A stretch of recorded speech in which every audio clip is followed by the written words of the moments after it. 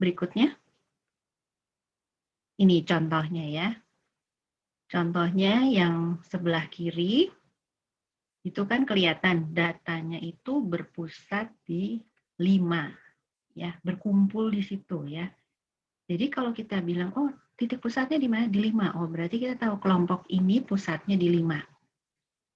Tapi ternyata untuk yang kanan atas, itu susah bisa bilang pusatnya di mana. Kalau kita bilang berkumpul atau paling banyaknya di 8, betul. Tapi kalau kita bilang titik tengahnya tidak di 8, tapi mungkin ada di 5 gitu ya. Jadi ini yang bentuk distribusi yang seperti ini itu tidak bisa menggunakan konsep tengah seperti yang di A. Kita lihat yang bawah, yang ada 2 kelompok ini. Ya, yang 2 kelompok ini dia bingung lagi kan, distribusinya punya 2 titik puncak, yaitu di 2 dan 8. Nah ini kita mau bilang titik tengahnya, senternya itu yang mana? Apakah di 5, di 2, atau di 8? Nah ini jenis distribusi ya, yang namanya itu bimodal, jadi punya dua titik puncak. Ya. Oleh karena itu, ukuran pemusatan itu sangat bergantung pada bentuk distribusinya. Oke, kita lanjut. Nah, ini ya, gambar 3.1 tadi itu menunjukkan apa? Bahwa tidak ada satu konsep kecenderungan pemusatan yang selalu paling baik. Selalu harus dilihat lagi bentuk distribusinya. Karena bentuk distribusi yang berbeda itu akan memerlukan konsep pusat yang berbeda. Ya. Dan kita itu perlu memilih satu konsep yang paling mewakili kondisi distribusi itu. Ya, berikutnya. Oke, kita bahas dulu konsep yang pertama, yaitu rata-rata. Rata-rata itu merupakan jumlah semua skor dibagi banyaknya skor dalam data. Ya, jadi kalau untuk populasi lambangnya mu, bacanya mu, M-Y-U, mu. Itu adalah sigma X, ya, jumlah semua X dibagi N besar. N besar ini lambang untuk banyaknya populasi, ya. Kalau untuk sampel, lambangnya M besar. M besar itu singkatan dari min atau rata-rata. Ya.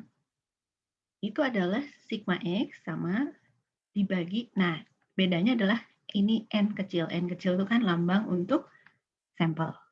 Ya, itu bedanya. Oke, kita lanjut.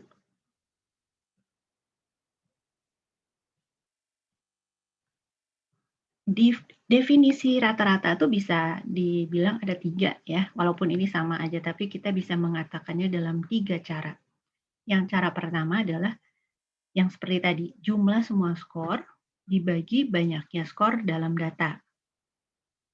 Yang kedua, banyaknya yang diterima oleh setiap individu ketika jumlah total dibagi rata di antara setiap individu dalam distribusi. Maksudnya gimana? Misalnya kita punya kue. Ada yang ulang tahun lalu beli kue untuk satu keluarga ya. Nah, di dalam keluarga itu misalkan ada 5 orang. Nah, kue itu harus dibagi rata sama ukurannya untuk 5 orang ini. Nah, besar kue yang diterima oleh setiap anggota keluarga itu adalah rata-ratanya dari kue itu. Jadi kue dibagi jumlah anggota keluarga. Nah, itu adalah rata-ratanya. Ya, jadi besarnya kue itu, kira-kira gitu. Definisi yang ketiga adalah titik keseimbangan. Jadi, di mana titik keseimbangannya? Untuk yang definisi ketiga ini kita lihat slide berikutnya. Yuk, nah, yang dimaksud dengan titik keseimbangan itu seperti ini. Jadi ibaratnya itu kayak timbangan, ya. Titik keseimbangannya itu ada di mana? Kalau di data ini titik keseimbangannya ada di 5. Nah, berarti 5 itu adalah rata-ratanya. Gitu ya. Jadi kita bisa mendefinisikan rata-rata itu dari 3 cara ini. Semuanya ini sama, ya. Nah, mungkin konsep timbangan ini yang paling enak ya, karena kita bisa melihat ini dia seimbangnya tuh di titik yang berapa. Itu adalah titik rata-ratanya. Oke, kita lanjut. Nah, ada yang disebut sebagai weighted mean. Weighted mean itu apa? Ini kalau kita mau melihat gabungan dari dua kelompok data. Ya. Kita punya 2 kue misalnya. 2 kue ini mau dibagi rata, ya. Yang satu kue itu yang beli orang tua. Ternyata anak-anak juga beli kue. Nah, mau dibagi untuk 5 orang anggota keluarga ini. Mau dibagi rata. Gimana caranya 2 kue ini dibagi rata? Nah, orang tua ada 2, jadi itu N1. Anak-anak ada 3, itu N2. Jadi 2 kue ini dijumlah, dibagi jumlah orang tua ada 2 ditambah jumlah anak. Jadi ada 5, dibagi 5 gitu. Jadi si 2 kue ini mau dibagi rata ya untuk ke-5 orang ini. Nah, itu adalah the weighted mean. Gitu kira-kira ya. Gabungan dari 2 rangkaian data. Kita mau cari rata-ratanya. Oke, lanjut.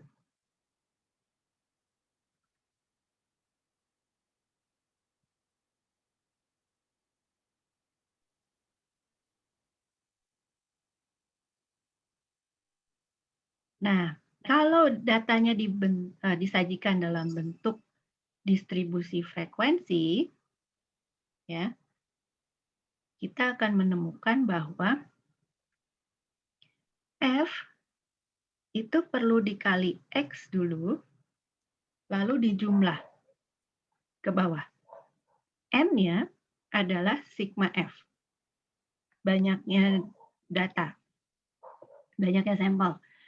Sementara sigma X itu adalah sigma dari F kali X. Ya. Jadi ini kalau datanya sudah berupa distribusi frekuensi dan kita mau cari rata-ratanya. Oke, lanjut. Baik, sekarang kita coba learning check ya. Kita coba cek.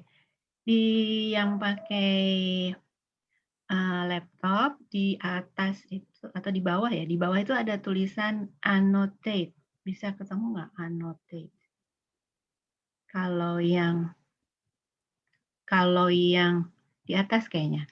Di atas tuh ada view options, terus ada annotate, terus di situ ada klik annotate itu nanti ada stem, ada draw, ya, ada arrow, ada text ya.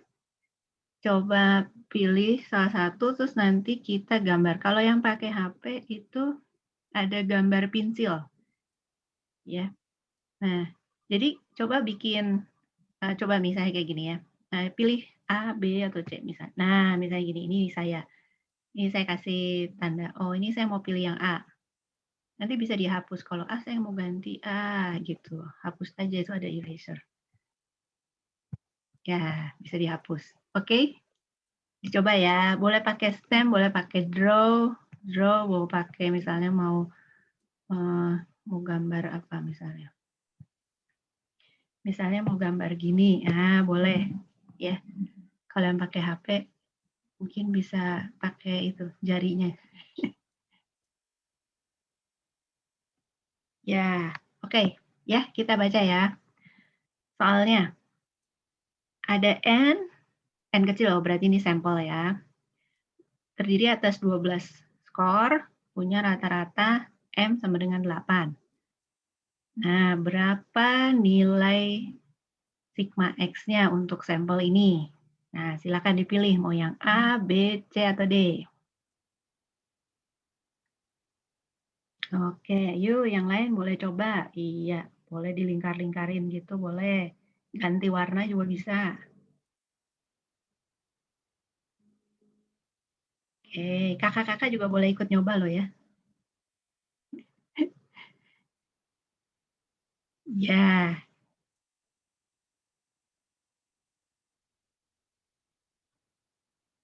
loh kok titiknya di luar? Jangan di luar. Jauh amat garisnya.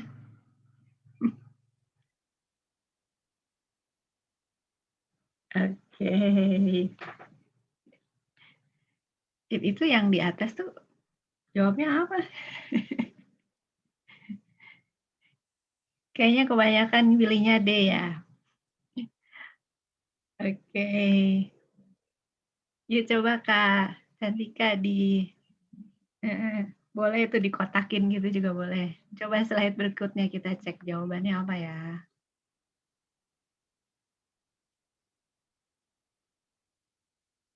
Nggak apa-apa itu garisnya nanti ketahuan. Iya. Iya. Jawabannya benar sekali. Yang 96. Dari mana? Dari 12 kali 8. Ya. Oke, good. Bagus. Udah pada pinter. Lanjut. Nah, sekarang kita bahas karakteristik rata-rata itu apa aja. Ya. Coba kita lihat ada apa aja ya karakteristiknya. Yang pertama, kalau kita mengubah nilai dari suatu skor, ya dari data itu misalnya ada 5 data, N-nya 5, ya. Kemudian kita ubah salah satu nilainya, maka rata-ratanya juga akan berubah. Kalau kita tambah satu skor baru, atau kita menghilangkan satu skor gitu, itu juga akan mengubah rata-ratanya, kecuali skor yang ditambahkan atau dihilangkan itu persis sama dengan rata-rata. Jadi misalnya rata-ratanya 5, ya. Bentar, ini siapa yang ini? Itu ya.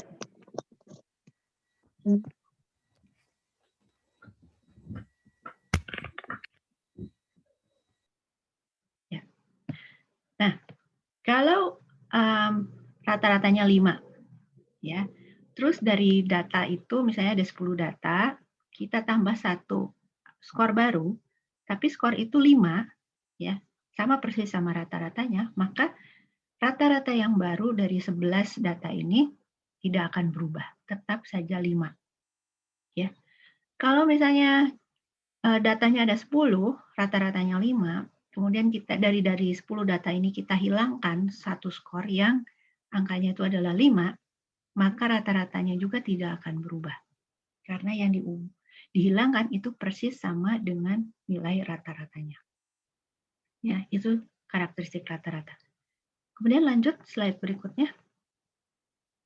Karakteristik yang berikutnya, kalau kita tambah atau kita kurangi setiap angka, ya. Jadi misalnya tadi ada 10 data. Dari ke-10 ini kita tambahkan atau kita kurangi persis sama dengan suatu konstanta ya. Mereka misalnya semua angka itu ke-10 angka itu ditambah dengan angka 2 misalnya ya. Semua ditambah angka 2.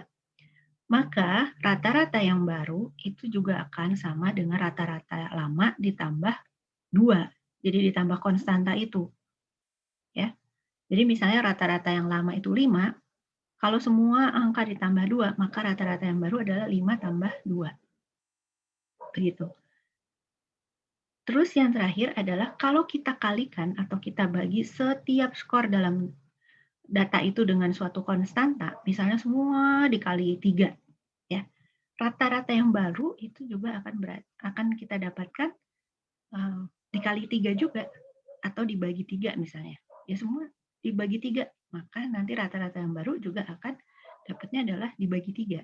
Jadi misalnya rata-rata yang lama adalah 5, semua data dikali 2, maka rata-rata yang baru adalah 5 kali 2. Gitu. Ya. Itu karakteristik dari rata-rata. Lanjut. Artinya apa? Artinya rata-rata itu sangat sensitif terhadap perubahan di dalam skor. Jadi kalau skor di dalamnya itu berubah, maka titik keseimbangannya akan berubah. Jadi misalnya yang skor 3, skor 3 itu geser ke 4 misalnya ya, jadi berubah. Maka rata-ratanya ini titik keseimbangannya juga nggak akan dituju, dia pasti bergeser gitu, supaya tetap seimbang timbangannya. Itu kira-kira seperti itu ya. Jadi rata-rata itu sangat bergantung pada skornya. Perubahan skor akan mengubah titik keseimbangannya. Oke, lanjut. Oke, kita dapat learning check lagi. Oke, kita lihat ya. Siap annotate-nya ya. Nah, kita baca soalnya ada sampel ya terdiri dari N sama dengan 7, punya rata-rata M sama dengan 5. Ya, semua skornya itu dikali 2, double tuh ya dikali 2. Nah, berapa rata-rata yang baru?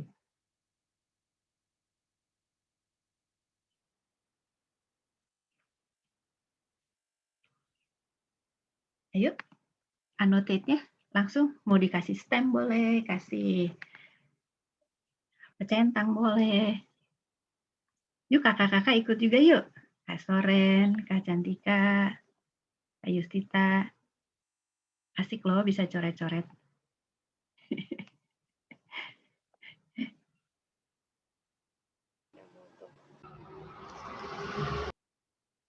Siapa tuh? Ada yang nulis nama. Halo Indra. Iya, halo. Mau tulis I love you di situ juga boleh deh kayaknya. Ya, jawabannya jangan di luar kotak dong. Kalau di luar kotak kan nggak tahu tuh mau pilih yang mana. Itu nggak ada pilihannya kalau di luar. Pilihannya cuma A, B, C, D.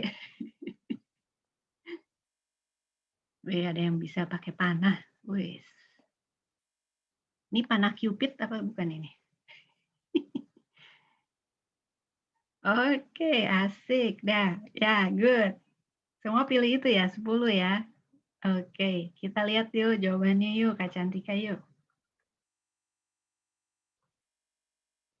Nah, Kak Cantika itu bisa dihapus, di erase itu toh, di annotate-nya, di erase all. Bisa nggak? Ya, thanks. Nah, betul sekali jawabannya ya. Karena itu semua skor dikali 2, rata-rata yang baru juga dikali 2, jadi 5 kali 2. Bagus, pintar, berarti sangat memahami. Yuk, lanjut. Hebat, hebat. Nah, sekarang kita bahas ukuran pemusatan yang kedua, yaitu median. Kalau yang tadi pertama rata-rata, sekarang kita bahas median. Apa itu median? Median itu adalah titik tengah, ya. Jadi kalau ada yang namanya di sini medi, itu mungkin anak ke tengah ya. Ya. Kalau tadi adalah titik keseimbangan, kalau yang ini bukan keseimbangan. Jadi pokoknya di dalam distribusi itu dilihat mana titik tengahnya dan harus disusun dulu dari kecil ke besar. Jadi nggak boleh acak. Harus dari kecil ke besar karena ini adalah ciri dari ordinal. Jadi harus ada order urutan ya dari yang kecil ke besar baru dilihat titik tengahnya di mana. Nah, karena itu titik tengah, maka dia membagi skor dalam 2 kelompok yang sama besar. Bukan sama beratnya. Kalau tadi titik keseimbangan kan harus lihat beratnya ya. Kalau median itu sama besarnya. Coba kita lihat slide berikutnya. Nah, misalnya begini. Kalau ini untuk data yang ganjil, yang odd ya, ganjil. Jumlahnya ganjil, N-nya ganjil. Yang pertama, tadi kan ordinal. Ordinal itu jadi susun dulu dari kecil ke besar. Ya, harus diorder, ada urutannya. Nah, kemudian kita lihat tengahnya di mana. Nah, itulah mediannya. Karena dari kelima angka ini titik tengahnya itu adalah di 8, jadi 8 itu adalah mediannya. Gitu, ya. Dan ini nggak perlu melihat besarnya angka. Jadi kalau angka 3 itu mau diganti jadi angka 1, itu nggak masalah. Nggak kayak yang tadi kalau rata-rata. Kalau rata-rata angka 3 diganti 1, maka titik rata-ratanya berubah, kalau median enggak. Jadi angka 3 ini mau diganti jadi 1, mediannya tetap di tengah, yaitu 8 itu. Ya. Jadi ini tidak tergantung pada angkanya, tidak berubah mediannya karena angkanya berubah, nggak kayak tadi. Oke, lanjut. Nah, sekarang kalau datanya genap, even ya. Kalau genap, N-nya genap. Gimana caranya? Yang pertama sama kayak tadi. Disusun dulu ya, karena ordinal. Susun dulu dari kecil ke besar. Ya. Setelah itu kan kita pasti dapat 2 angka yang di tengah. Nah, angka yang di tengah ini, itu dijumlah, dibagi 2. Ya, cari rata-ratanya, yaitu 4,5. Ya. Sama seperti yang tadi, kalau misalnya angkanya ada yang berubah, misalnya 9 berubah jadi 7, dia tidak berubah. Mediannya tidak akan berubah. Ya. Oke, lanjut. Kalau untuk data ya yang kontinu, mediannya ini harus dilihat bahwa dia itu, kalau yang kontinu itu kan sebenarnya angkanya itu kayak yang minggu lalu ada real image itu ya, bahwa dia itu ada batas nilainya. Ya.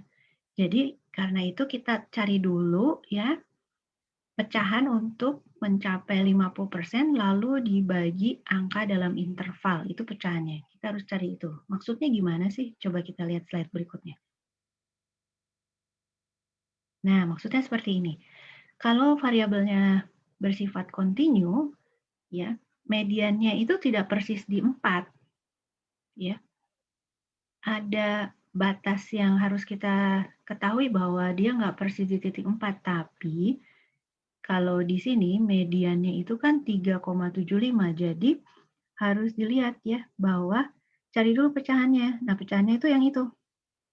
Ya, bahwa dia tuh nggak persis di 4. Jadi titiknya itu di 3,75-nya itu adanya yaitu ada warnanya itu ya, warna birunya itu. Nah, itu kalau yang datanya itu continuous. Ya. Oke. Kita lihat berikutnya. Nah, median, mean, dan tengah itu, middle ya, saya ambil MMM gitu ya, jadi bukan median, rata-rata, dan tengah. Kalau itu kan nanti jadi MRT gitu ya. Ini MMM gitu ya, mean, median, middle. Mean itu rata-rata ya tadi ya. Gimana itu? Kita lihat perbandingannya. Kalau mean atau rata-rata itu titik keseimbangannya, kita mendefinisikannya pakai jarak itu ya, jarak. Terus dia bukan selalu menjadi titik tengah. Tergantung distribusinya. Sementara kalau median dia pasti di tengah. Dan dia didefinisikannya pakai angka skor. Sering dia itu bukan titik keseimbangan. Jadi itu perbedaannya ya. Tapi keduanya itu mengukur pusat. Hanya konsep middle atau titik tengah, middle tengah itu yang berbeda.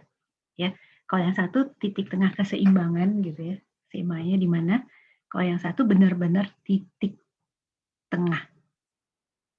Ya, oke, kita lihat berikutnya. Nah, kayak begini, ya. Kalau distribusinya menceng, ini kan distribusinya menceng positif ya, skewed, ya, positively skewed karena kan ujung ekstrimnya itu di kanan ya, di angka yang positif. Kita lihat rata-ratanya titik keseimbangannya itu ada di 4. Tapi mediannya itu di titik tengahnya itu ada di 2,5. Kenapa titik tengahnya ada di 2,5? Karena datanya kan, data aslinya adalah 2, 2, 2, lalu 3, 3, dan 12. Ya, jadi 3 di sebelah kiri, yaitu 2, 2, 2, dan 3 di sebelah kanan. Yang 3 di sebelah kanan itu apa? 3, 3, dan 12. Jadi untuk median itu kita nggak peduli angka yang ketiga itu ekstrim atau enggak. Yang penting titik mediannya itu ada di tengah, yaitu di sebelah kiri jumlahnya sama, sebelah kanan jumlah datanya sama, gitu. Itu yang disebut kenapa dia tidak melihat jarak. Jadi si 12 ini kalau misalnya dia berubah, ya, digeser jadi 5, ya mediannya tetap aja di situ. Ya, di 2,5 itu nggak akan dia bergeser menjadi 3 atau 2 gitu, enggak. Tapi rata-ratanya yang akan berubah. Rata-ratanya ini akan terpengaruh oleh angka ekstrim itu, si 12 itu. Ya, kalau si 12-nya itu geser ke 10, maka rata-ratanya titik keseimbangannya berubah lagi. Ya, itu makanya dibilang tadi bahwa rata-rata itu tergantung jaraknya. Jadi si 12 itu karena ekstrim tergantung jaraknya. Kalau dia makin jauh, maka si mu ini akan bergeser juga. Gitu. Tergantung jarak. Ya, sampai situ paham ya? Oke, lanjut. Oke, kita ada learning check lagi. Hore. Mari kita lihat. Siapin annotate-nya ya. Mari kita baca. Ini benar atau salah? Ada 2 pernyataan nih. Yang pernyataan pertama, ya, sangat mungkin ya bahwa ada lebih dari 50% skor dalam distribusi yang punya nilai di atas rata-rata. Itu yang pertama. Pernyataan kedua, sangat mungkin bahwa ada 50% skor di dalam distribusi yang punya nilai di atas median. Mana yang benar? Yang atas atau yang bawah?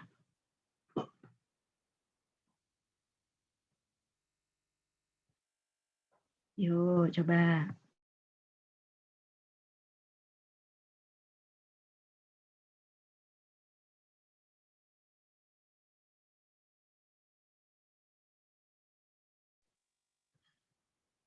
Mana yang mungkin, ya,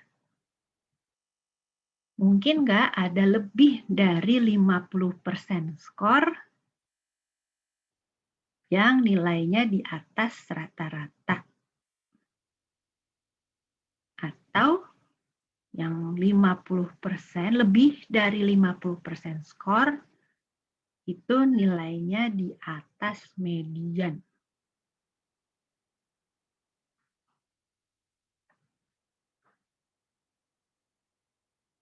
Oh, yang ini T, ini F. Terus kalau yang dilingkarin yang ungu-ungu ini yang mana yang benar maksudnya?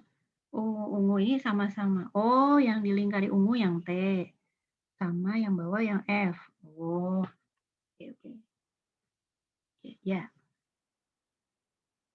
Mhm. Oke. Jadi yang atas benar, yang bawah salah. Oke, kita lihat yuk, Kak. Next. Coba lihat. Yuk, nggak kelihatan. Oh iya, betul sekali. Ya. Yang atas itu true, benar ya. Mungkin sekali ya. Kalau rata-rata, lebih dari 50% itu kalau datanya negatively skewed, ya, pasti datanya kan berkumpul di sebelah kanan. Betul kan? Datanya berkumpul sebelah kanan, maka bisa ada lebih dari 50% skor yang di atas rata-rata. Kalau median nggak mungkin, karena dia pasti titik tengah. Jadi pasti di atasnya itu 50%, di bawahnya 50%. Nggak mungkin ada yang lebih dari itu. Ya, oke, good, bagus. Sudah paham. Yuk, lanjut. Baik, sekarang kita masuk ke ukuran pemusatan yang ketiga, yaitu modus. Modus itu apa sih? Modus itu adalah skor atau kategori yang paling banyak frekuensinya di dalam distribusi itu. Dan dia bisa digunakan untuk skala pengukuran apapun. Ya, dan dia berkaitan dengan skor sesungguhnya dalam data. Dan sangat mungkin ada lebih dari satu modus. Itu tergantung dari distribusinya. Oke, kita lihat. Nah, contohnya seperti ini. Ini yang namanya distribusi bimodal ya. Jadi ada 2 bimodal kalau bahasa Indonesia. Ada 2 titik ya. Hanya kalau yang ini kebetulan titiknya tetap yang paling tinggi itu adalah di 2. Tapi kalau kita lihat ini kan hampir 2 ya puncaknya. 2 dan 10. 10 hanya tidak setinggi 2 ya. Ini gambaran yang ada mendekati 2 titik puncak ini itu disebut sebagai bimodal. Hanya kalau yang ini titik puncaknya ini ada di 2. Nah, 2 ini adalah modusnya, yaitu angka yang paling banyak keluar. Ya. Oke, lanjut. Oke. Nah, terus gimana caranya kita pilih ukuran pemusatan yang paling cocok untuk data yang kita punya? Nah, itu kita lihat ya. Kalau kita mau pakai min, itu harus dilihat, dicek dulu apakah dapat kita hitung sigma X-nya. Kalau sigma X-nya bisa kita hitung, maka min itu bisa dipakai. Ya. Dan dari nilai setiap skornya kita tahu. Kalau ada skor ekstrim, nah ini harus hati-hati karena nanti interpretasinya bisa berbeda. Ya, karena tadi ya, skor ekstrim tuh menarik min. Minnya akan ketarik ke arah skor ekstrim itu. Kemudian kalau distribusinya menceng itu juga sebaiknya kita tidak pakai min, ya rata-rata itu kita harus ganti. Atau ada nilai yang nggak kita ketahui, atau distribusinya tuh terbuka di ujungnya nggak tertutup. Atau kalau skalanya ordinal atau nominal itu juga kita sebaiknya tidak pakai min atau rata-rata. Sementara median itu bisa mengcover kelemahannya min tadi. Jadi kalau ada skor ekstrim, itu kita cocok pakai median karena dia akan selalu bicara di tengah. Ya, ekstrimnya mau geser-geser kemana itu dia nggak peduli. Dia akan selalu mencari titik tengahnya 50% kiri dan 50% kanan. Kemudian kalau distribusinya menceng, kayak tadi itu ya ada skor ekstrim, distribusinya menceng, ada nilai yang nggak diketahui, terus distribusinya terbuka di ujung, atau skala ordinal, itu cocok pakai median. Hanya median ini nggak cocok kalau datanya nominal, karena nominal ini nggak bisa diurutkan. Ya. Sementara kalau modus, itu cocok sekali kalau datanya itu nominal, ya, discrete. Itu paling cocok tuh pakai modus. Ya. Atau mau menggambarkan bentuknya. Bentuk distribusi itu cocok pakai modus. Nah, modus ini harus hati-hati kalau datanya interval atau rasio. Interval atau rasio itu lebih cocok pakai min. Ya. Kecuali kalau modus ini hanya dipakai sebagai informasi tambahan. Ya, untuk data interval rasio di samping rata-rata atau median itu. Ya. Jadi kalau mau pakai informasi tambahan untuk data interval dan rasio, kita pengen tahu modusnya, itu nggak apa-apa. Ya. Oke, lanjut. Nah, kalau ini ada kayak zigzag ini ya, dari zigzag di bawah tuh, itu artinya sebenarnya itu dia tetap panjang, ya tetap itu sebenarnya tidak putus garisnya, hanya itu menyingkat. Karena coba lihat, ada nilai ekstrim tuh, tahu-tahu ada nilai ekstrim 100. Ya kalau kita tulis semuanya kan terlalu panjang, dari 13, 14, 15 terus panjang sampai 100. Jadi untuk menyingkat si garis itu maka kita bikin kayak zigzag itu, ya kayak Z itu, ya. Itu artinya sebetulnya dia lanjut, tapi ada nilai ekstrim 100. Nah, ini misalnya gini, ini ada soal ujiannya tuh susah banget ya. Kebanyakan orang tuh dapat 10, 11, 12, 13, ada satu orang yang dapat 100. Nah, itu contoh kayak gini. Ini cara menggambarkannya seperti ini. Nah, kalau yang kayak gini, kalau ada nilai ekstrim, tuh tadi cocoknya pakai apa? Pakai median. Ya. Kalau rata-rata dia pasti ketarik ke 100. Jadi kalau dibilang, rata-rata kelas ini sekian, nah itu nggak cocok karena ada si 100 itu. Ya, pasti ketarik sama si 100 itu. Oke, yuk kita lanjut.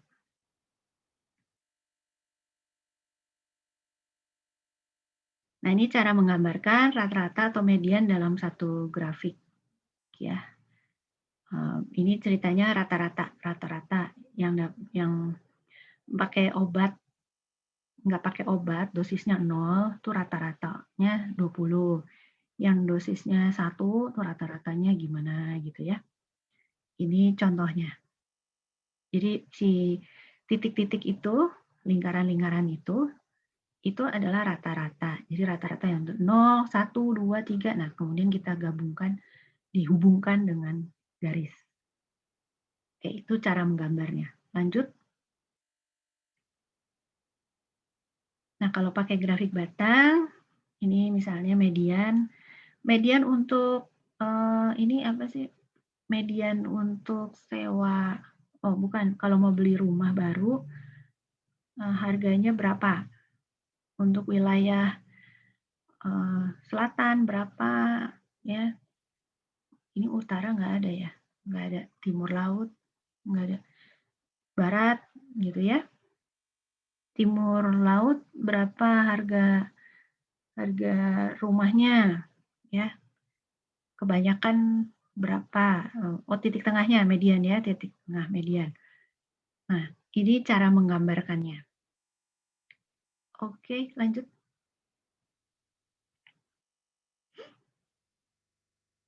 Nah, apa kaitannya tadi ukuran pemusatan sama bentuk distribusi ya? Yang tadi sudah kita bahas. Ya, kalau distribusinya simetri, rata-rata dan mediannya akan memiliki nilai yang sama, ya, titiknya sama. Jika modusnya hanya ada satu, ya, dia memiliki nilai yang sama dengan rata-rata dan median. Jadi kalau distribusinya simetri dan modusnya hanya satu, maka titik modus itu akan sama dengan rata-rata dan median. Nah, distribusi itu bisa punya satu modus atau juga nggak ada modus sama sekali untuk distribusi simetri. Maksudnya kayak gimana? Kita lihat gambar berikutnya. Nah, ini adalah gambar tiga model distribusi yang simetri. Ini tiga-tiganya simetri. Yang pertama itu distribusi normal namanya. Ya. Dia punya titik yang sama. Jadi rata-rata, median, dan modusnya itu titiknya sama. Ini distribusi normal. Nah, distribusi simetri yang kedua, ini yang bimodal itu, ya titik modusnya 2. Median dan rata-ratanya titiknya sama. Ini juga simetri kan? Tapi dia punya 2 titik modus. Bimodal.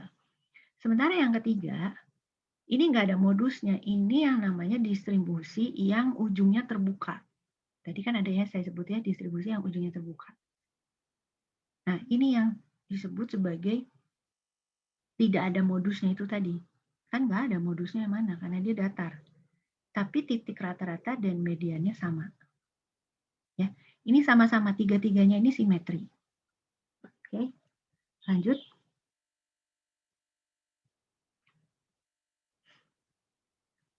Oke, nah untuk distribusi yang menceng, rata-rata itu dipengaruhi oleh skor ekstrim. Jadi dia akan mendekati ke ekor yang terpanjang, entah itu ke panjang positif atau panjang negatif gitu ya, ekornya panjang kemana. Si rata-ratanya akan geser ke arah itu. Sementara median tetap dia ada di tengah, ya, membagi 2. Tapi dia nggak sejauh rata-rata ketariknya. Kalau modus itu pasti dia dekat sama ekor yang pendek, karena ekor yang pendek itu kan yang akan terbanyak. Ya, titik puncaknya kan akan di dekat ekor yang terpendek. Jadi, kalau rata-rata dikurangi median itu lebih besar dari 0, maka ini pasti distribusi menceng positif, karena si rata-rata kan dia akan ketarik ke arah positif, jadi nilainya lebih besar dari median. Kalau rata-rata dikurangi median lebih kecil dari 0 atau negatif, ini pasti menceng negatif. Karena si rata-ratanya ini pasti lebih kecil ya daripada median. Coba kita lihat slide berikutnya. Nah, kayak gini. Ini kalau distribusi menceng, kalau yang pertama sebelah kiri itu menceng positif, min ya atau rata-rata itu kan ketarik ke arah yang positif. ya, maka nilai min itu pasti lebih besar daripada median. Sementara si modus itu lebih dekat ke si ekor yang pendek, karena titik puncaknya atau modusnya itu pasti di dekat ekor yang pendek. Sementara yang kanan itu menceng negatif, ya. Kita lihat minnya itu ketarik ke arah kiri, ya, ke arah yang ekstrim. Mediannya di sebelah kanan dan modusnya itu di dekat ekor yang pendek. Gitu, ya. Oke, lanjut. Nah, kita ada learning check lagi. Oke, silakan siapkan annotate-nya. Ya, kita baca ya. Sebuah distribusi dari skor menunjukkan rata-rata sebesar 31 dan mediannya 43. Nah, ini yang mana nih? Kemungkinan dia positively skewed, negatively skewed, bimodal atau open-ended, ujung terbuka.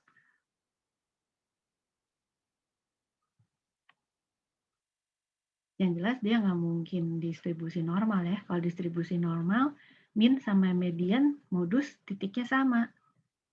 Ini enggak, ini mediannya 43, minnya 31. Oke. Dia yang mana nih? Kebanyakan pilih yang negatively skewed. Oke. Sip. Good. Coba lihat Kak. Cantika, lanjut. Coba jawabannya yang mana nih kemungkinan? Wes, benar. Ya, negatively skewed. Benar. Ya. Ya, betul sekali. Ya. Karena minnya dikurangi median itu negatif, berarti ini distribusinya juga negatif. Bagus. Nangkap semua. Yuk, lanjut. Pintar-pintar.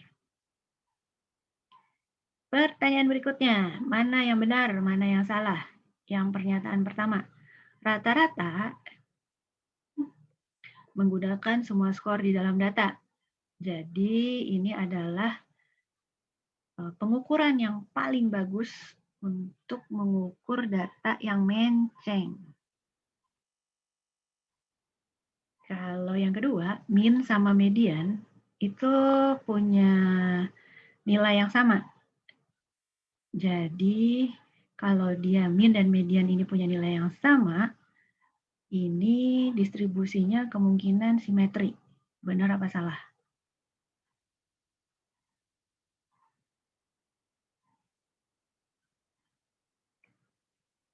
Oke.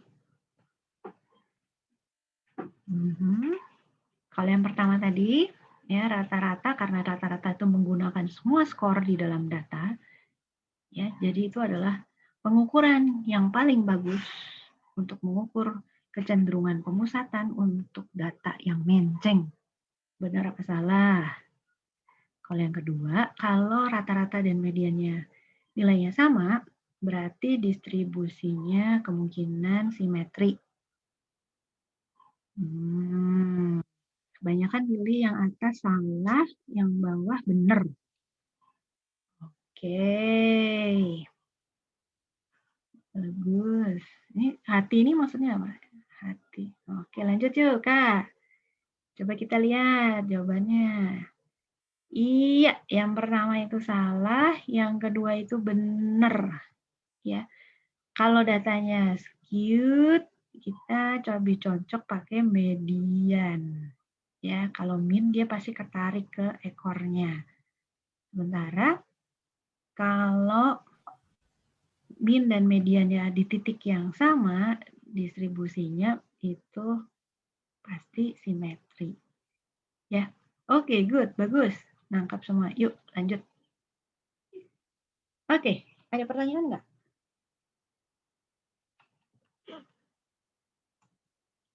Ada pertanyaan?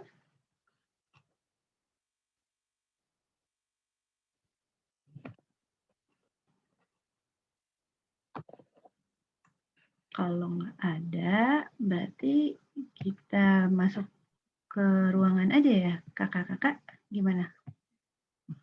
Lanjut kah? Bisa lanjut, Bu. Lanjut ya. Oke guys,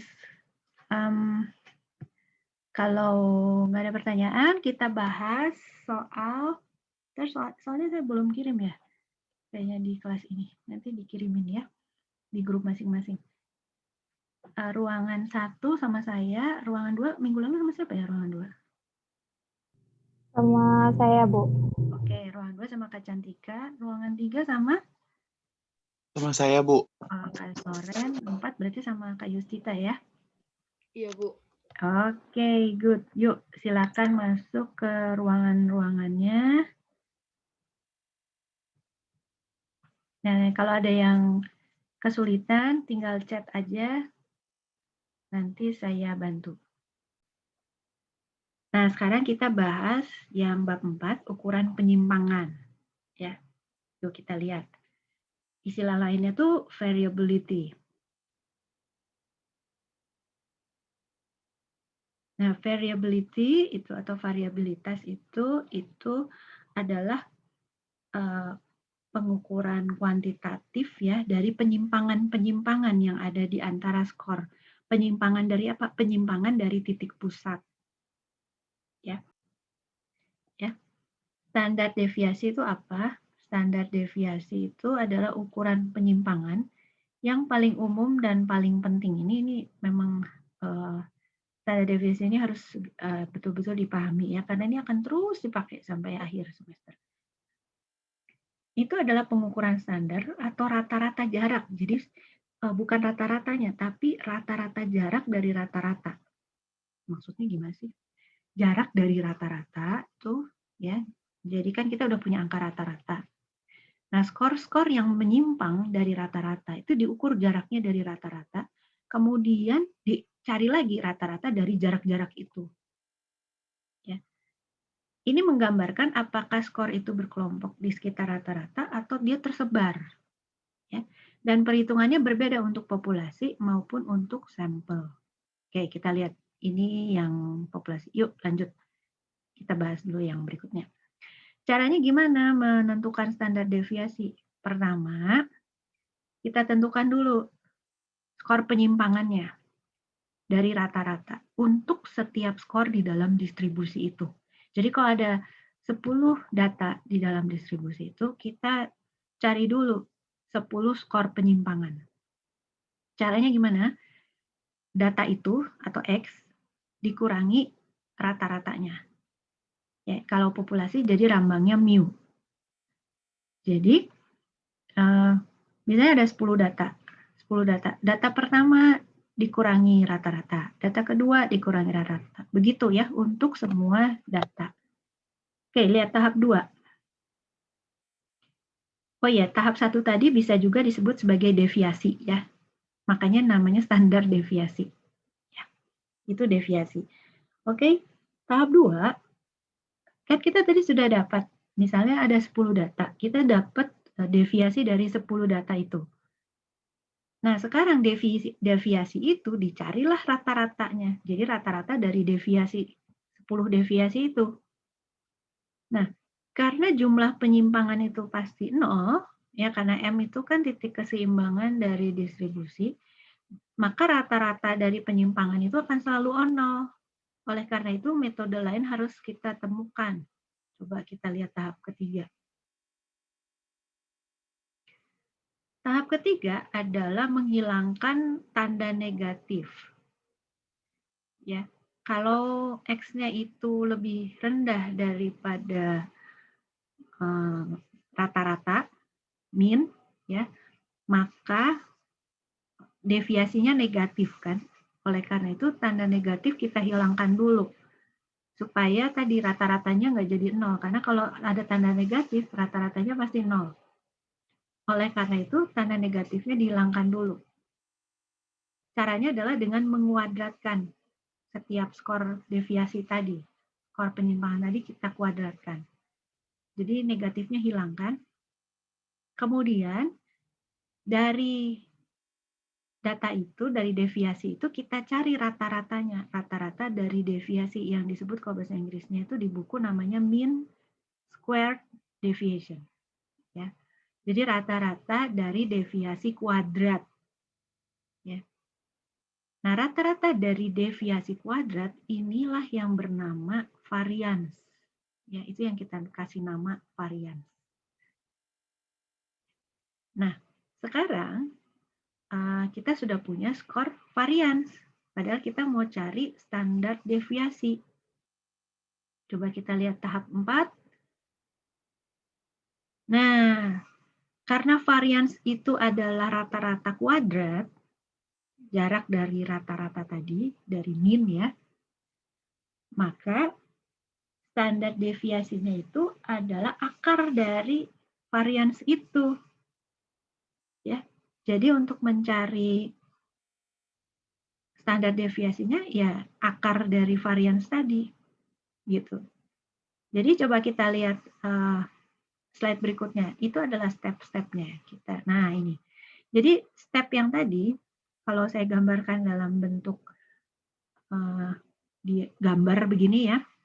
Caranya gimana? Yang pertama ya kita cari dulu deviasinya dari rata-rata untuk setiap angka ya atau skor. Kita cari dulu penyimpangannya itu ya, deviasinya dari rata-rata. Kalau ada 10 skor, berarti kita punya 10 deviasi. Kemudian, angka deviasi itu dikuadratkan. Ya, square each deviation, dikuadratkan. Square itu artinya kuadrat. Kemudian, cari rata-rata dari kuadrat itu. Find the average. Ya. Dari deviasi itu dikuadratkan, ya, kemudian cari rata-rata dari kuadrat itu. Itu yang disebut sebagai variance. Kemudian, untuk mendapatkan standar deviasi, kita akarkan si variance itu. Square root itu artinya akar. Ya, akar pangkat 2 dari variance. Nah, itulah yang disebut sebagai standar deviasi. Ya, atau jarak standar dari rata-rata. Ya. Oke. Itu kita lihat.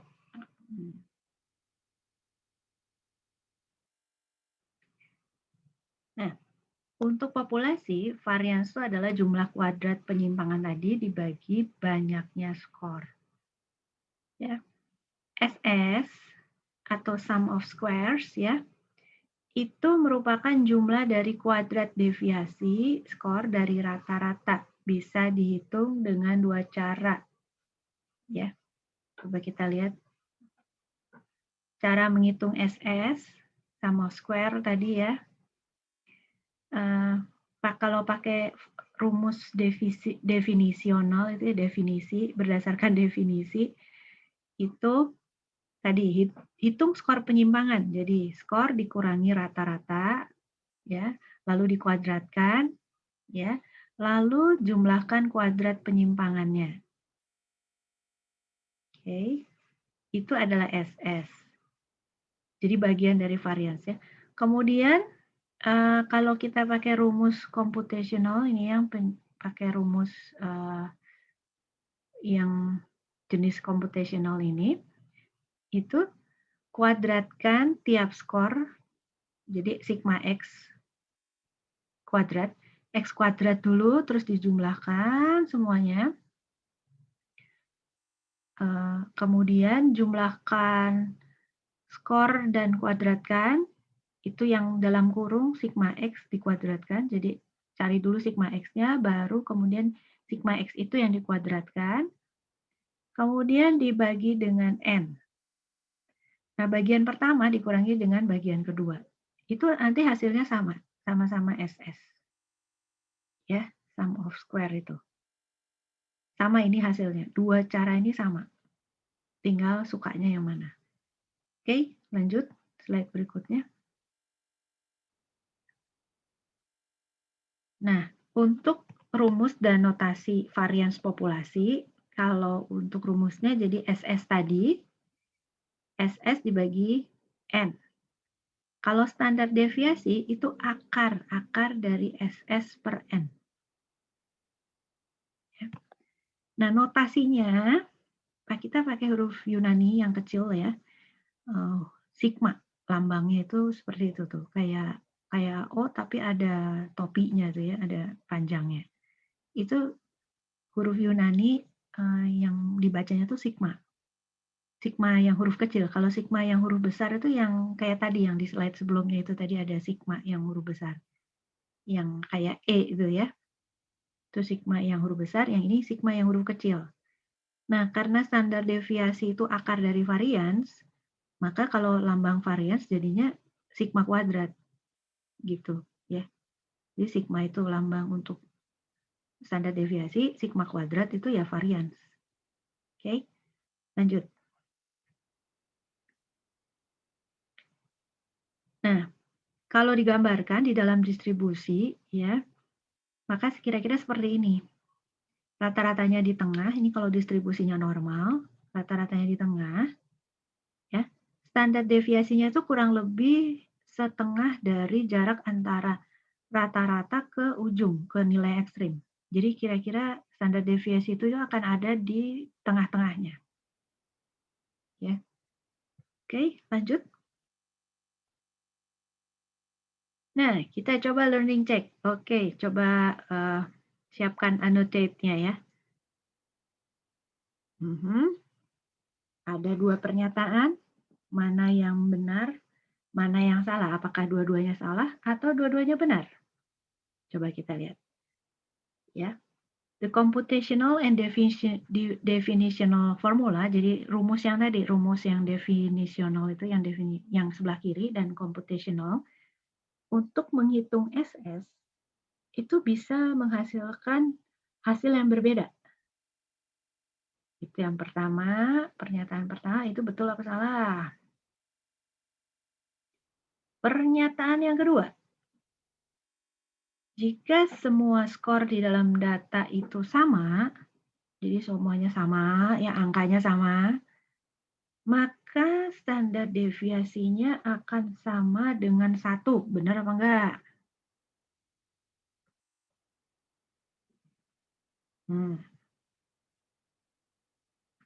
Apakah pernyataan yang pertama dan yang kedua itu benar semua atau salah semua atau salah satu benar, salah satu salah? Oh, kelihatannya ini semua salah ya. Kakak-kakak mau ikut nyoba coret-coret? Ini ada yang udah pinter-pinter nih. Udah ada yang bisa bikin ketikan, ada yang udah bisa bikin stem, ada yang udah bisa bikin garis-garis, pinter-pinter nih. Oke, kita lihat jawabannya. Lanjut, Kak.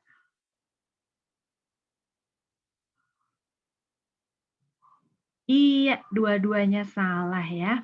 Oke, Kak Yustita bisa itu delete all di annotate tadi, delete all yang itu. Ya, thank you. Nah, Kak dulu kita bahas dulu. Sebentar, kita bahas dulu. Yang itu, ya. Rumus computational dan definitional itu dua-duanya akan menghasilkan hasil yang sama persis, ya. Kalau yang computational itu kan hanya apa ya, kayak modifikasi, dia bentuk ya dari apa ya, penjabaran aljabar aja, ya, penjabaran aljabar aja dari yang definitional formula tadi. Jadi hasilnya pasti sama persis, ya. Nah, yang pernyataan kedua, kalau semua skornya sama, maka dia kan akan ada di titik rata-rata semua, ya. Penyimpangannya pasti 0, gitu. Jadi deviasinya 0, berarti standar deviasinya juga pasti 0 karena semua ada di angka yang sama, rata-ratanya ya pasti di situ nggak ada yang menyimpang, ya. Penyimpangannya 0, tidak ada yang menyimpang. Oke, lanjut. Nah, itu siapa yang kasih titik merah tuh? Kok kayak jerawat gitu? Dihapus dong. Jerawatnya siapa tuh? sedang meradang. Ya, thank you. Nah, sekarang yang mana yang benar? A, B, C, atau D? Standar deviasi itu mengukur apa? Yang A itu SS, ya, sum of square deviation scores. Yang kedua itu average distance of scores, jadi rata-rata jarak skor dengan rata-rata. Susah ya rata-rata. Kalau bahasa Inggris ada average, ada mean. Yang ketiga, SS atau sum of square deviation from the mean. Adalah SS dari rata-rata. Yang D, average square distance of score from the mean. Rata-rata jarak kuadrat dari sebuah skor dengan titik rata-ratanya. Yang mana?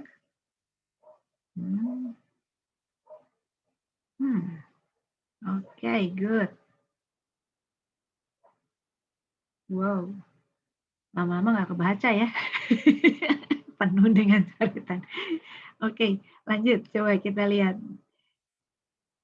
slide berikutnya. Iya, yang betul adalah yang apa coba bacaannya? Yang betul adalah B. Betul.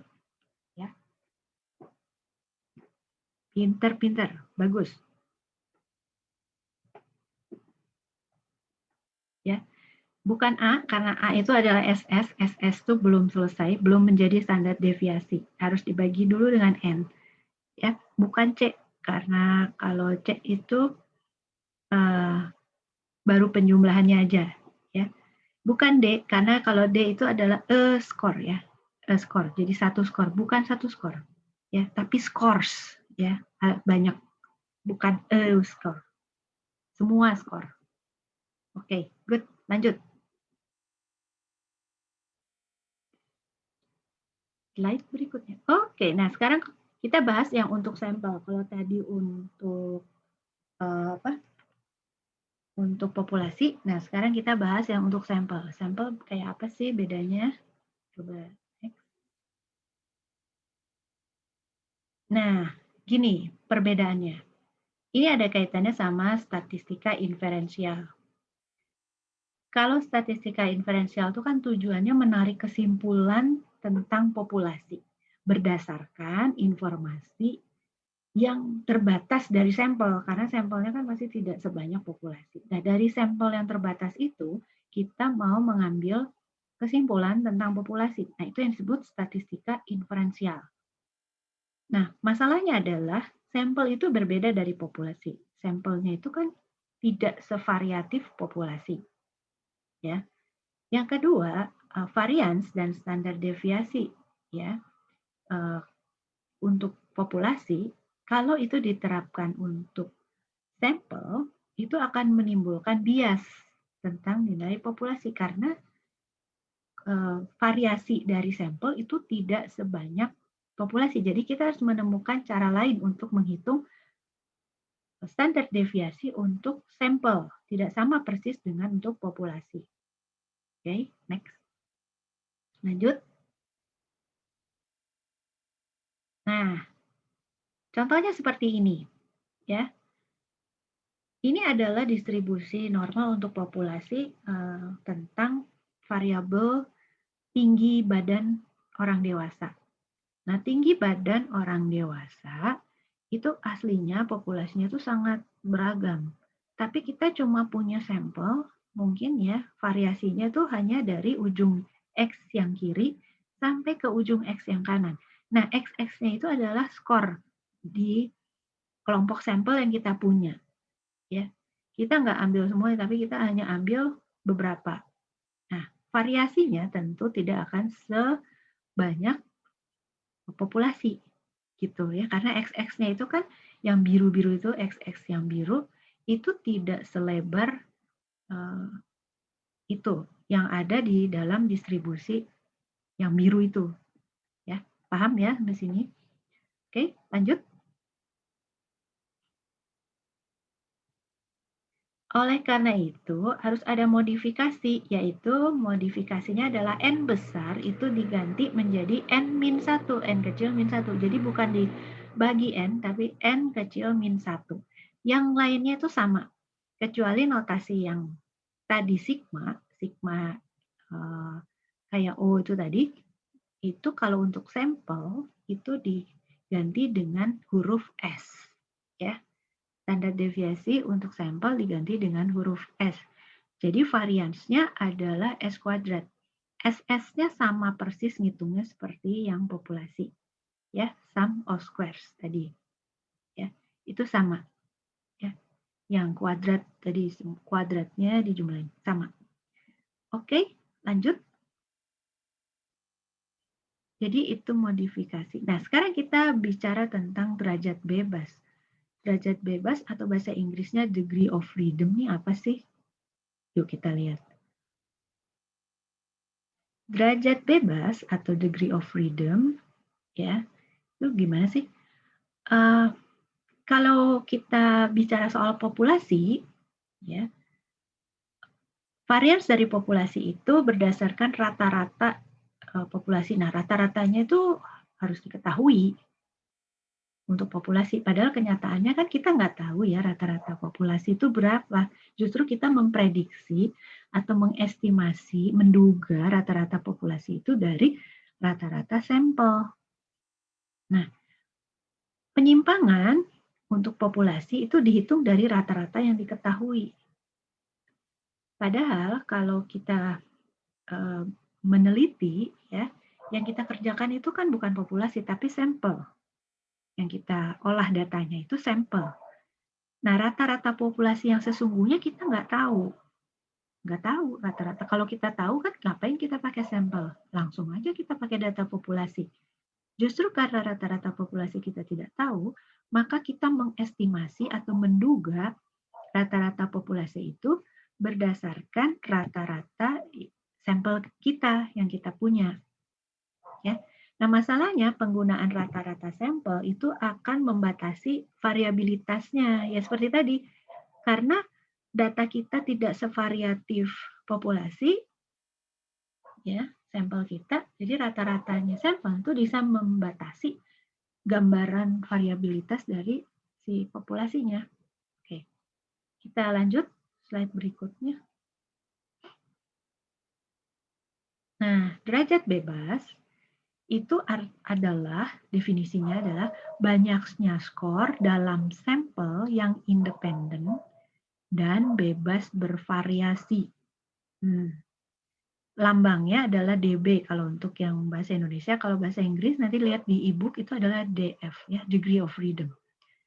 Derajat bebas ini adalah N-1. Jadi kalau kita kembali ke slide yang sebelumnya, Kak, yang ada rumus apa untuk, nah ini, ya. Jadi kalau Anda lihat di sini, kenapa N besar diganti jadi N-1? N-1 ini adalah derajat bebasnya itu. Ya, N kecil min 1 ini adalah derajat bebas. Derajat bebas itu apa? Yaitu tadi, jumlah angka yang bebas bervariasi, jadi independen. Kenapa? Misalnya gini, N-nya, misalnya sampelnya adalah hanya 1. Nggak bisa kita cari standar deviasi atau varians. Kenapa? Karena kalau N-nya 1, N-1 berapa? 0 kan? Nggak bisa. Jadi untuk bisa mengetahui adanya variasi data, N-nya itu harus minimal berapa? 2. Ya. N-nya itu harus minimal 2. Kalau N-nya hanya 1, kita tidak bisa mendapatkan variasinya. Ya nggak ada variasinya karena cuma 1. Tapi kalau N-nya lebih dari 1, maka kita bisa menemukan variasinya. Nah, itu yang disebut sebagai, coba yang kembali ke slide yang tadi kan, terakhir. Nah, itu yang disebut sebagai derajat bebas yang habis ini. Nah, ini. Itu yang disebut sebagai sampel yang independen dan bebas bervariasi. Ya. Jadi yang independen dan bebas bervariasi itu ada 2, N sama dengan 2. Ya. Kalau N-nya sama dengan 1, dia nggak bebas bervariasi, nggak ada variasinya. Gitu. Ya, itu yang disebut sebagai derajat bebas atau degree of freedom. Ya, nah inilah yang dipakai untuk menggantikan N itu. Karena kita lagi bicara soal sampel. Yuk lanjut, next. Nah, oke, kita menemukan learning check lagi. Silakan siapkan annotate-nya. Oke, kita baca soalnya ya. Ada sampel yang terdiri atas 4 skor dan memiliki sum of square sama dengan 24. SS-nya 24. Ya, N-nya, N kecilnya 4. Variansnya berapa ya?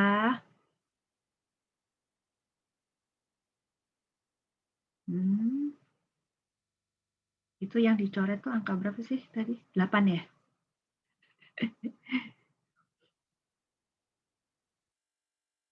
Iya.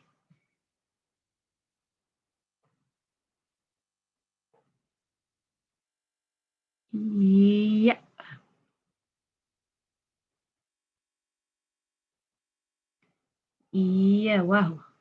Kayaknya kebanyakan pilih itu ya. C. Oke, good. Ayo kita coba yuk cek yuk. Jawabannya apa yuk? Jawabannya adalah iya 8 variansnya. Betul ya. Dari mana 8 variansnya? 24. 24 dibagi 4. Bagaimana? Siapa yang bisa menjawab? Caranya gimana? 24 dibagi N min 1. Yes, betul sekali. Karena ini adalah sampel. Ya, betul sekali. Karena ini adalah sampel, jadi N-nya dikurangi 1. Betul sekali. Ya. Jadi 24 dibagi berapa? 3. Ya. Jadinya 8. Bagus. Lanjut. Slide berikutnya. Ada learning check lagi. Ya. Yang mana yang benar, mana yang salah? Ya. Yang pernyataan pertama, a sample systematically has less variability than a population. Jadi sebuah sampel secara sistematis itu memiliki variabilitas yang lebih kecil atau lebih sedikit dibandingkan populasinya. Betul atau salah? Yang pernyataan kedua, the standard deviation is the distance from the mean to the farthest point on the distribution curve. Jadi standar deviasi itu adalah jarak ya dari rata-rata ke titik yang terjauh dari distribusi itu. Benar atau salah?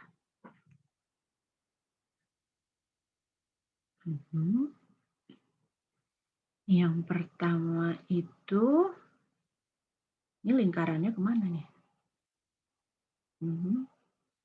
Iya, yang pertama itu T, yang kedua F. Betulkah? Oke, kita lihat yuk, Kak. Iya, tepat sekali. Yang pertama, betul sekali ya. Extreme scores, yaitu memang mempengaruhi variabilitas, ya. Tapi di dalam sampel itu variabilitasnya tentu lebih sedikit dibandingkan populasi. Betul sekali, ya. Sementara standar deviasi itu bukan ke ujung terjauh, tapi biasanya hanya ke separuh dari ujung terjauhnya itu ya. Ya, tadi kan ada gambarnya itu tadi ya. Jadi dia hanya ke separuh, kurang lebih setengah dari jarak rata-rata ke titik ekstrimnya. Oke, lanjut. Slide berikutnya. Baik, kita bahas sedikit tentang varians dan standar deviasi. Apa aja ya?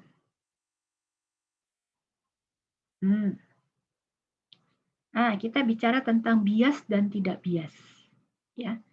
Pada saat kita mengestimasi atau menduga nilai parameter, parameter itu kan adalah lambang untuk populasi, ya. Kalau untuk sampel itu namanya statistik, ya. Itu di materi yang minggu pertama. Nah, waktu kita mengestimasi parameter berdasarkan nilai statistik, ya. Kalau tidak bias tuh gimana? Nilai rata-rata dari statistik itu sama dengan parameter, itu berarti dia tidak bias. Jadi itu betul-betul nilai statistik. Statistik itu adalah lambang untuk sampel. Jadi kalau tadi sigma yang untuk statistik itu adalah yang S, kalau sigma yang huruf kecil tadi itu adalah lambang untuk parameter. Ya, standar deviasi untuk parameter untuk populasinya. Jadi kalau nilai rata-rata dari statistik itu sama dengan parameter, itu berarti tidak ada bias. Bisa mengestimasi dengan tepat. Terus, kalau nilai rata-rata menggunakan semua kemungkinan sampel dengan ukuran N, itu kita akan mendapatkan yang tidak bias tadi. Karena kan waktu kita ambil sampel, itu banyak kemungkinan kita ngambilnya yang seperti apa sampelnya kan. Dari bagiannya mana? Itu di materi yang pertama tuh ya, minggu pertama.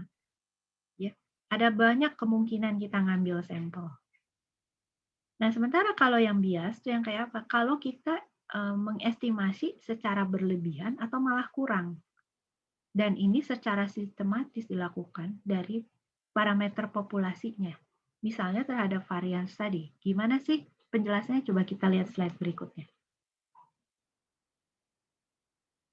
Nah, misalnya gini, ini sebetulnya ada di buku sebenarnya ya.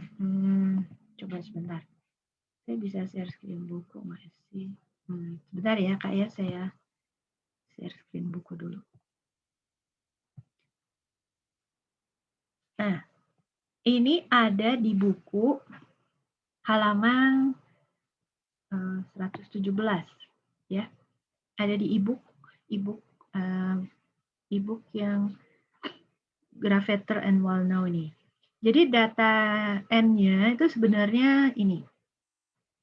Ada 6 ya. Ada 6. Skor itu adalah populasinya.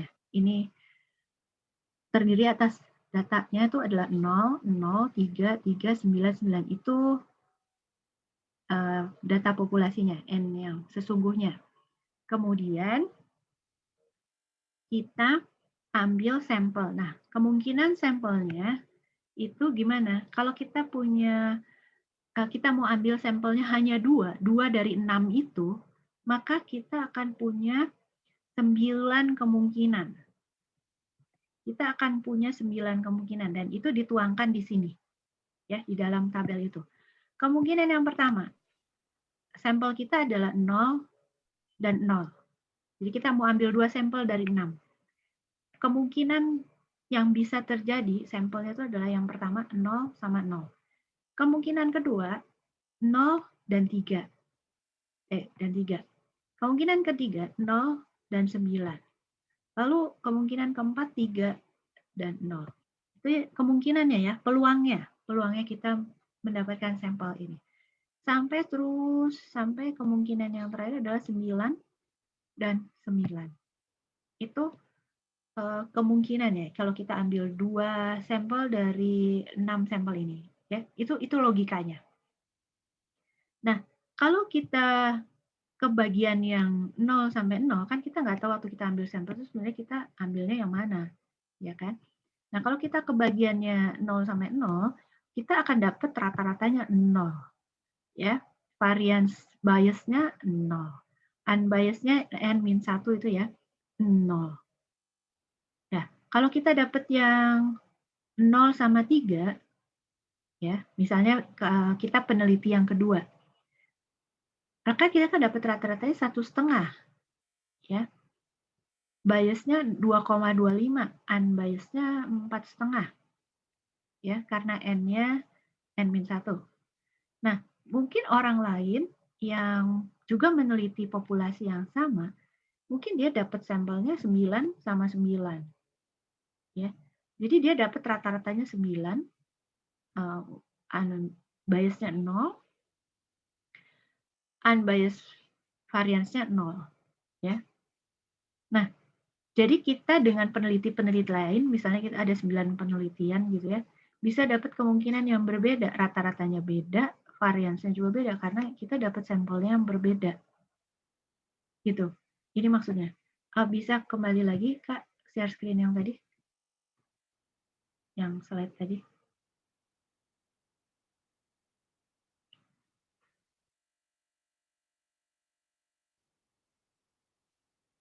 Nah, ini ya. Jadi saya pindahkan ke sini. Jadi kita bisa lihat penyebarannya ya, bahwa kalau kita ngambil sampel, semua peluang kemungkinan sampel itu dihitung, maka kita akan dapat 63 ya di jumlah tuh ya, ke bawah 0 tambah 2,5 tambah 20,25 terus sampai terakhir tuh dapatnya 63 dibagi N-nya 9. Ya. Kalau yang tidak bias itu kita bagi N-1 jadi 8. Ya. Ini cara kita menghitung semua kemungkinan sampel. Ini adalah yang penjelasan dari slide berikut. Sebelumnya tadi yang ada di atas tuh. Yang slide sebelumnya tuh, Kak. Nah, ini. Ya. Jadi, kalau yang itu yang dicetak tebal. Nilai rata-rata menggunakan semua kemungkinan sampel dengan ukuran N. Ya. Itu. Oke, itu penjelasannya seperti contoh yang tadi. Jadi semua kemungkinan sampel itu kita hitung, nah itu kita akan mendapatkan yang tidak bias. Oke, lanjut Kak. Ya, lanjut.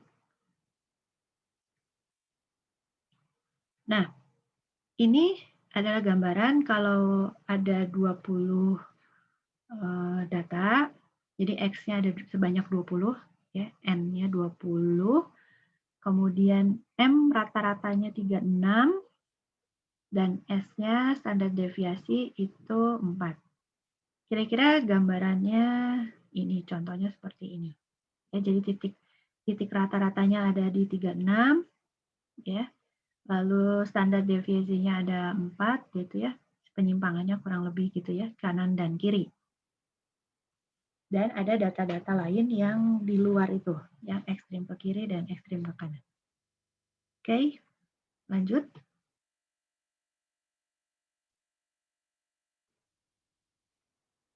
Nah, kita bicara tentang transformasi skala. Lanjut. Kalau yang tadi kita bahas di rata-rata, kalau kita nambah konstanta pada setiap skor, rata-ratanya kan berubah ya. Tadi kan kita bahas itu ya. Jadi kalau ditambahin 2, semua nanti rata-ratanya juga berubah jadi rata-rata plus 2. Tapi kalau standar deviasi, dia nggak berubah. Tetap aja sama.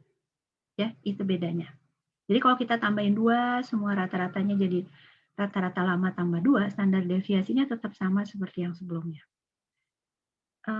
Tapi kalau kita kalikan setiap skor dengan suatu konstanta, rata-ratanya akan berubah kan, jadi rata-rata yang baru dikalikan konstanta itu.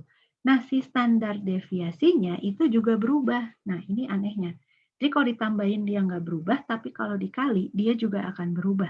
Berubahnya gimana? Jadi yang standar deviasi baru itu dikali konstanta itu. Jadi kalau dikali 2 semua, rata-rata juga berubah jadi rata-rata lama kali 2, standar deviasi juga standar deviasi lama kali 2. Gitu ya. Itu karakteristiknya si standar deviasi. Lanjut.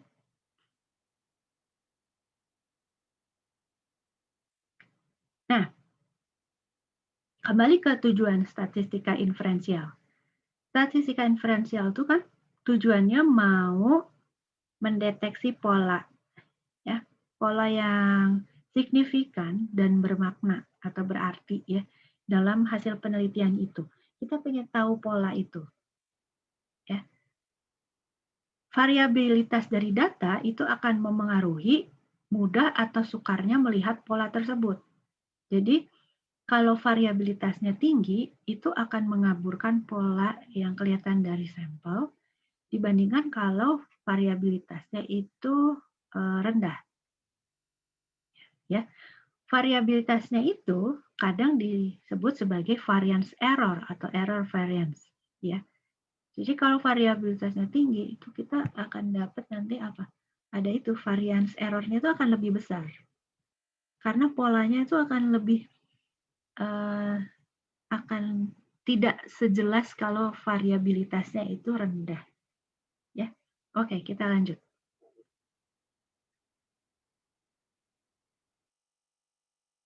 Nah, itu contohnya seperti ini.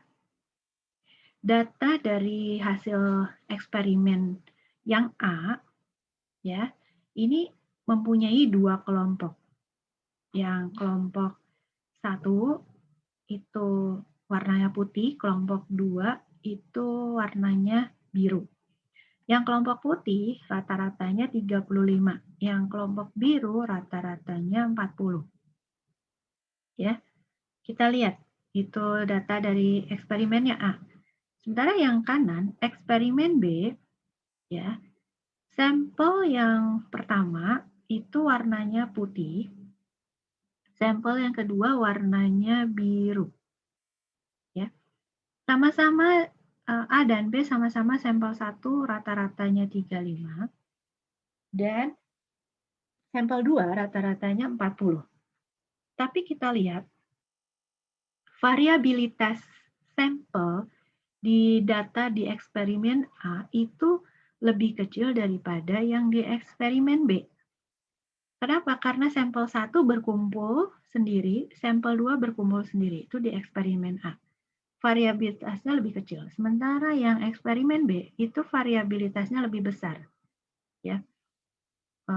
Data sampel kelompok 1 dan kelompok 2 sepertinya tumpang tindih. Ini variabilitasnya terlalu besar. Akibatnya apa? Ini yang terjadi variance error itu. Ya. Akhirnya kita tidak bisa mengambil kesimpulan tentang sampel 1 dan 2. Ya. Kalau di eksperimen B, kalau di eksperimen A kita bisa mengambil kesimpulan untuk sampel 1 dan sampel 2-nya. Ya, bahwa sampel 1 berbeda dengan sampel 2. Ya, yang putih berbeda dengan yang biru. Itu karena variabilitasnya itu tidak terlalu besar. Jadi variance error-nya itu kecil. Sementara yang data eksperimen B, karena variabilitasnya terlalu besar, akhirnya kita tidak bisa mengambil kesimpulan apakah apakah sampel 1 itu berbeda dengan sampel 2 karena jadi kabur. Ya, itu yang dimaksud tadi. Jadi variabilitas yang tinggi itu mengaburkan data dari data kita sehingga kita jadi kesulitan untuk mengambil kesimpulan.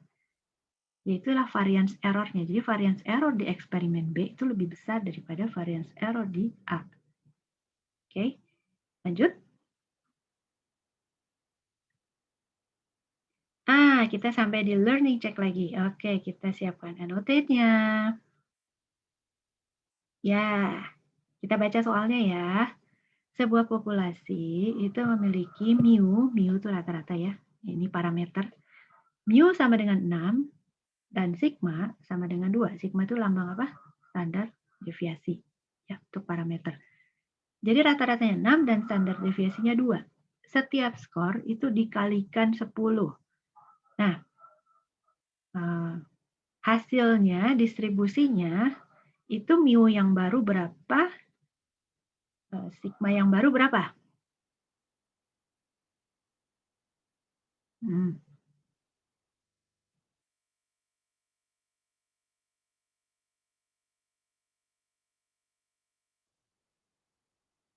Oke. Ya. Mhm. Iya, sip. Yuk coba-coba lagi yuk, ya. Sip. Oke, kita lihat. A salah, B salah. Iya, yang betul adalah C. Ya, penjelasannya gimana? Ya, kalau semua data, semua skor itu dikali dengan sebuah konstanta yang sama kali ya, di sini konstantanya adalah 10, maka rata-rata dan standar deviasinya juga akan ikut dikalikan dengan konstanta itu. Jadi 6 kali 10 jadi 60 dan 2 juga dikali 10 jadi 20. Ya, bagus sekali ya. Bagus. Sip. Lanjut. Udah pada pintar-pintar. Lanjut, Kak. Wih, ada learning check lagi. Oke, kita lihat ya. Mana yang benar ya? Yang pernyataan pertama. A bias statistic has been influenced by researcher error. Ya, bias statistik ini dipengaruhi oleh kesalahan si peneliti. Itu yang pernyataan pertama. Yang pernyataan kedua, on average, an unbiased sample statistic has the same value as the population parameter.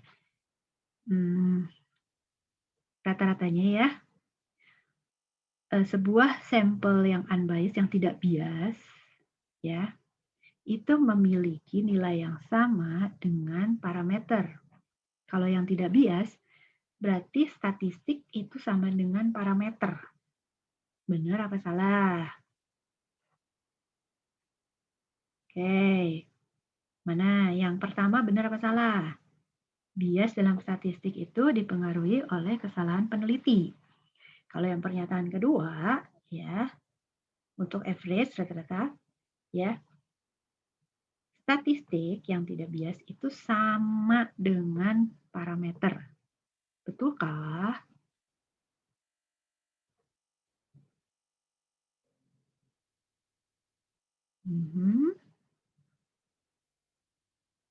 Yang pertama itu salah, yang kedua benar gitu ya? Ini maksudnya gitu ya? Oke. Kakak-kakak boleh loh ikut nyoret-nyoret, asik kan nyoret-nyoret. Yuk lanjut, coba kita lihat, cek. Kita cek jawabannya. Yang pertama itu salah, yang kedua itu benar. Ya. Yang pertama itu penjelasannya gimana? Bias itu berdasarkan apa? Systematic effect. Efek yang sistematik dari cara kita mengambil sampel untuk memprediksi parameter. Jadi itu sebenarnya bukan kesalahannya si peneliti. Ya, memang itu terjadi. Ada error yang sistematik. Sementara yang kedua, ya, sampel yang sama dengan parameter itu berarti tidak bias, ya. Itu yang kita inginkan. Ya. Oke. Lanjut. Oke. Nah, kita sudah sampai di ujung penjelasan tentang ukuran penyimpangan. Nah, sekarang saya tawarin ini udah jam 9:30, kita pakai diskusi kelompok di breakout rooms untuk bahas soal yang tadi nomor berapa tadi? 10? 10 sampai 17? Gitu? Setuju? Bagaimana? Oke kah? Atau mau dicoba sendiri soalnya? Mana yang baik? Mau dicoba bersama di breakout rooms atau mau coba sendiri?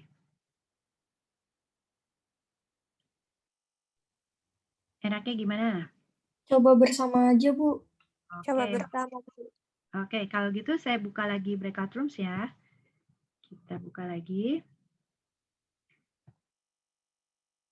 Bentar. Maaf.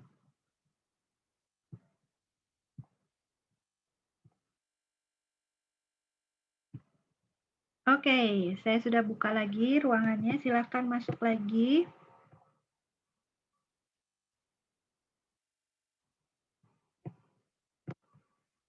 Cuma ini ada, saya tadi salah klik, jadi ada ruangan room 5 ya. Room 5 nggak usah dipakai.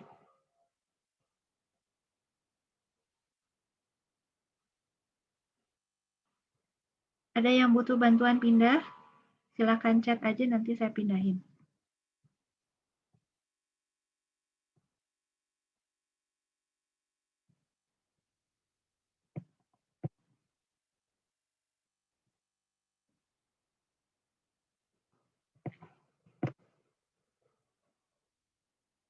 Poppy mau kemana, Poppy? Bentar, Bu. Bisa sendiri? Bisa. Oke, ya udah.